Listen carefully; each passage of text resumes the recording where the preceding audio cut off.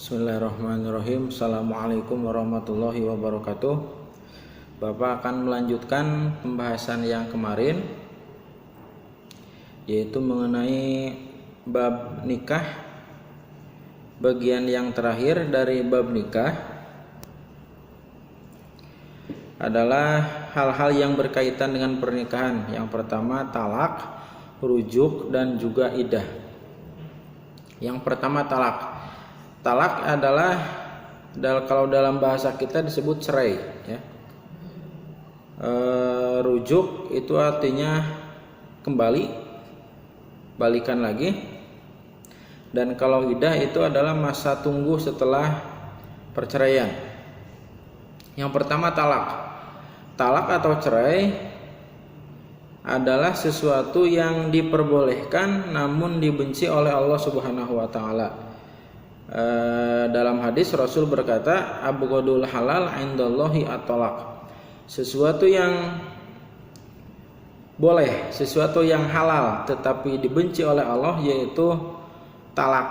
Kenapa talak dibenci? Karena talak itu pada hakikatnya memutuskan sebuah ikatan, memutuskan sebuah jalinan gitu.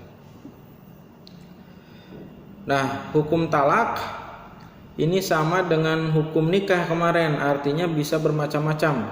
Bisa jadi wajib, bisa sunnah, mubah, makruh, atau bahkan sampai haram gitu. Kalau ada salah satu pihak, baik itu suami dan istri, yang mendapatkan kekerasan contohnya, atau bahkan tidak dinafkahi oleh suaminya, mungkin hukum talaknya bisa jadi wajib gitu makanya. Nah, sekarang rukunnya. Rukun talak itu ada kemiripan dengan rukun nikah ya. Begitu juga nanti rukun rujuk. Cuma ada sedikit perbedaan. Kalau di rukun nikah kemarin rukunnya ada 5. Suami, istri, saksi, wali, akad. Nah, kalau di rukun talak dan di rukun rujuk syaratnya cuma ada 4. Yang tidak ada yaitu wali, nggak ada wali. Perbedaan yang pertama ya. Jadi kalau di rukun talak sama rukun rujuk itu nggak ada wali. Dan yang kedua, perbedaan yang kedua adalah kalau di nikah itu namanya akad, ijab qabul. Kalau di talak namanya lafadz talak. Kalau di rujuk namanya lafadz rujuk. Kata-kata talak dan kata-kata rujuk gitu.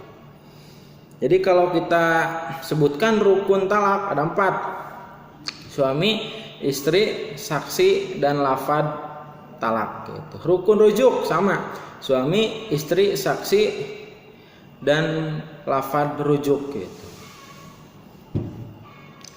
Selanjutnya mengenai pembagian talak. Talak berdasarkan caranya ada 2. Ada talak sunni atau sunnah, talak bid'i atau talak yang bid'ah. Talak sunni jelas yaitu talak yang diperbolehkan, dan cara talak yang bid'i adalah cara talak yang tidak diperbolehkan. Jadi ada caranya. Yang pertama talak sunni atau talak yang diperbolehkan. Yang pertama yaitu mentalak istri ketika di masa suci ya. Jadi otomatis yang talak bid'inya yang nggak boleh yaitu mentalak istri ketika istri sedang haid, itu nggak boleh. Lalu tidak boleh juga mentalak istri ketika masa suci tapi sebelumnya pernah berhubungan badan. Contoh, misalkan jadwal haidnya itu si perempuan tanggal 1 sampai tanggal 7 ya.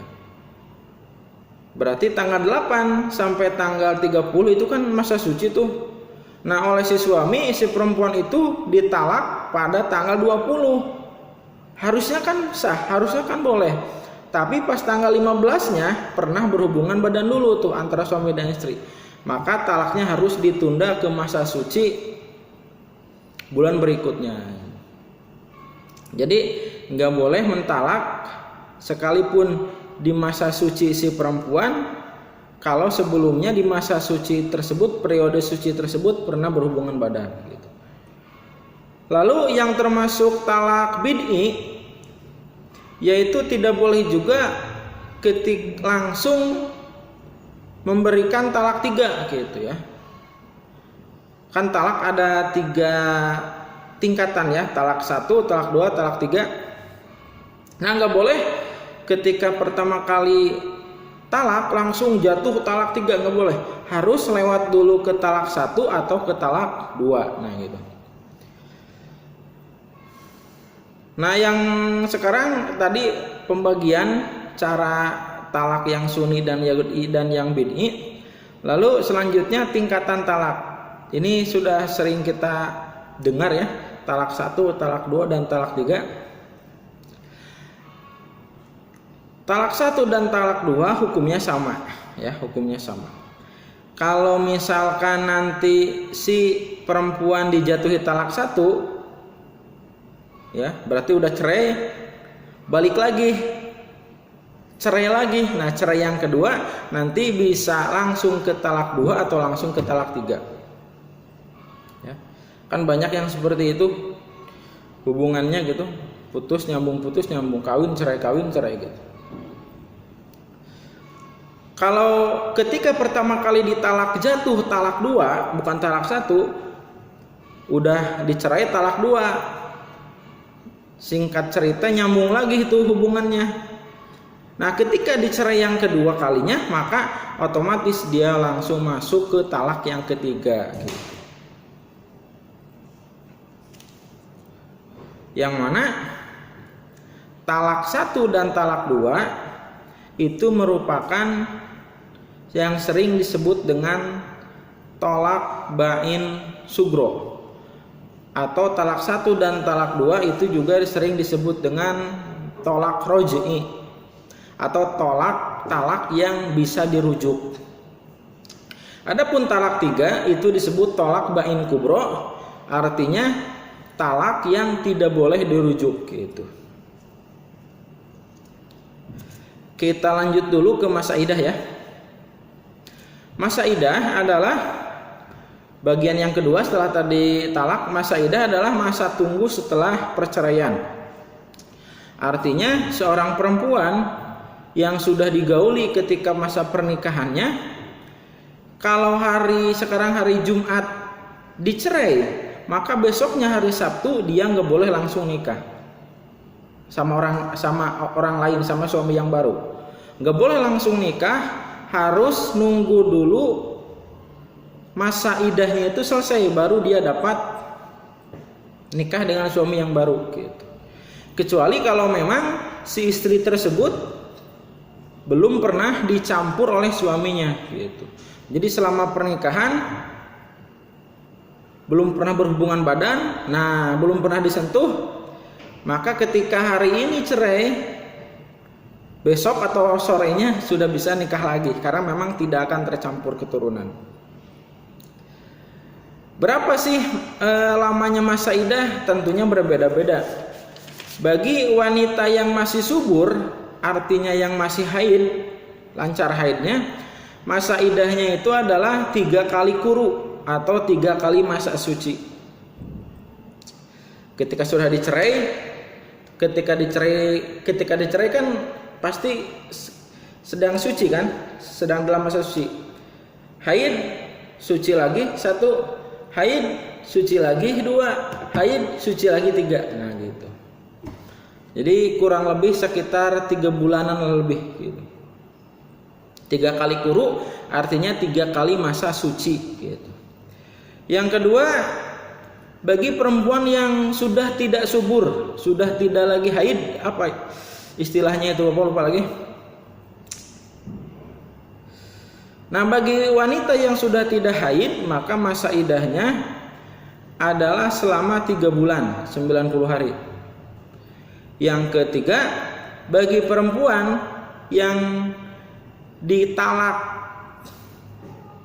ketika sedang hamil, maka masa idahnya itu adalah sampai anaknya lahir, bayinya lahir. Dan yang terakhir, apabila seorang istri ditinggal wafat oleh suaminya, maka masa iddahnya adalah 4 bulan 10 hari. Nah, apa hikmah adanya masa iddah? Hikmahnya dari masa iddah adalah agar tidak tercampurnya keturunan. Kalau sekarang hari ini cerai, besok nikah lagi sama suami yang baru, lalu 9 bulan kemudian lahir seorang anak, akan diragukan ini anak dari suami pertama atau anak dari hasil suami kedua. Ya. Tapi kalau sudah melewati masa iddah, oh ternyata nggak hamil, berarti memastikan rahimnya itu kosong. Sehingga ketika nanti hamil, pas udah kawin sama suami yang kedua hamil, maka dipastikan oh itu anak dari hasil suami yang baru gitu.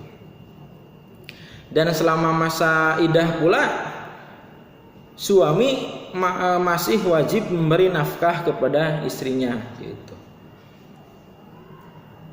Nah, sekarang rujuk artinya kembali.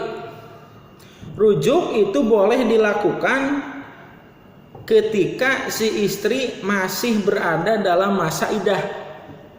Contoh, suami istri cerai, jatuh talak 1. Jatuhnya talak 1 gitu.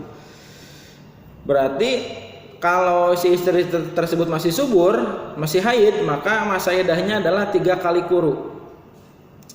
Nah, ternyata baru juga sebulan si suami ngajak balikan. Ayolah kita balik lagi ke rumah kita gitu. Maka bisa rujuk kembali tanpa harus melakukan pernikahan ulang. Gak perlu nikah lagi. Tapi kalau ingin kembalinya setelah masa iddah selesai, misalkan sudah 1 tahun pisah, pengen balik lagi, nah itu harus nikah lagi. Balik lagi ke awal, harus nikah lagi gitu.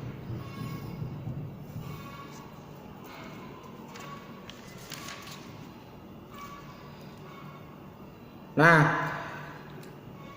yang Bapak balik lagi ke masalah talak yang bisa dirujuk yaitu talak 1 dan talak 2 ya. Artinya kalau mau balikan sebelum masa iddah habis boleh, gak perlu kawin lagi, tinggal rujuk aja. Rukunnya tadi ada suami, istri, saksi, dan lafadz rujuk gitu. Talak 3 tidak termasuk talak roj'i, tidak termasuk talak yang bisa dirujuk karena berat. Bahkan talak 3 tadi termasuk talak bain kubro. Ya. Kalau talak 1 dan talak 2 ketika habis masa iddah, misalkan udah 1 tahun, pengen balikan lagi, maka harus kawin lagi. Tapi kalau talak 3 tidak bisa sesederhana itu.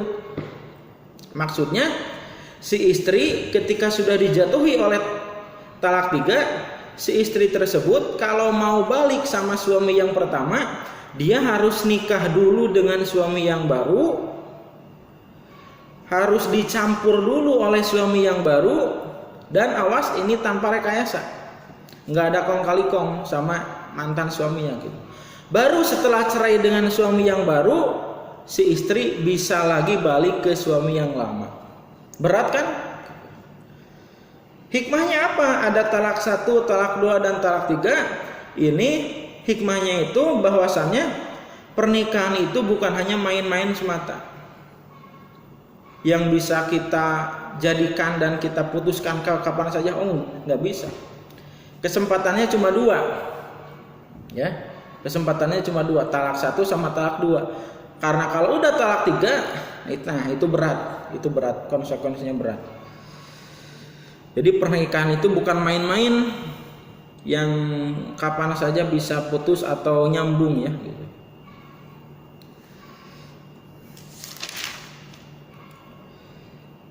Itu saja mungkin yang bisa Bapak sampaikan. Mohon maaf atas segala kekurangannya. Assalamualaikum warahmatullahi wabarakatuh.